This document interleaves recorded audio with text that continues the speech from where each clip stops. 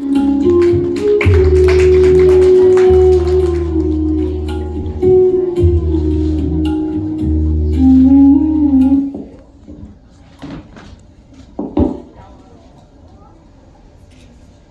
શ્રી કૃષ્ણ બાબા.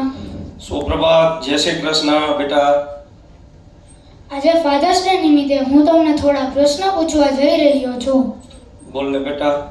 પ્રશ્ન પહેલો, તમારા બાળપણના અને આજના ફાધર્સ ડે ની ઉજવણીમાં શું ફરક છે?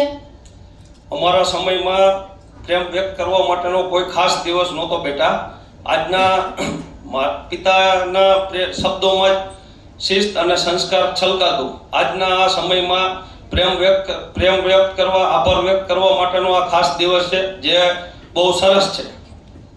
પ્રશ્ન બીજો, પપ્પા તમારા માટે પિતા બનવું એટલે શું? મારા માટે પિતા બનવું એટલે દરિયા સમાન છે. પોતાના દુઃખો છુપાવી અને પરિવારની ખુશીઓ અને બાળકના ઉજ્જવળ ભવિષ્ય માટે પોતાની જાતને ઘસી નાખવું. પ્રશ્ન ત્રીજો, સંતાન તરફથી મળેલી કઈ ભેટ તમને સૌથી યાદગાર લાગે છે?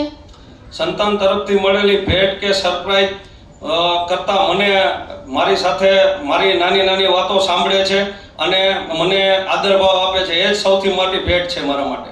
પ્રશ્ન ચોથો, તમે પપ્પા તરીકે પોતાના બાળક પાસેથી શું ભવિષ્યમાં આશા રાખો છો? હું ઈચ્છું છું કે તે એક સારો માણસ બને, એકબીજા સાથે હળીમળીને રહે અને આગળ વધે. સરસ. પ્રશ્ન પાંચમો, તમે બાળકોને કઈ એક સૌથી મોટી શિખામણ આપવા માંગો છો? જીવનમાં ગમે તેવી મુશ્કેલી આવે, નિડરતાથી રહેવું, ડરવું નહીં અને હિંમતથી આગળ વધવું. પ્રશ્ન છેલ્લો અને છઠ્ઠો, તમારા ફ્રી ટાઈમમાં તમને શું કરવું ગમે છે? મારા ફ્રી ટાઈમમાં મને બાળકો સાથે રમવું અને વાતોચીતો કરવી ગમે છે, અને મારા ફ્રી ટાઈમમાં પર્સનલ ટાઈમમાં હું મારી જીવનના દરેક એરિયામાં કંઈક નવું શીખવા માટે જિજ્ઞાસુ રહું છું. સરસ. આજે ફાધર્સ ડે નિમિત્તે હું મારા પપ્પા વિશે 2 લાઈન કહેવા જઈ રહ્યો છું.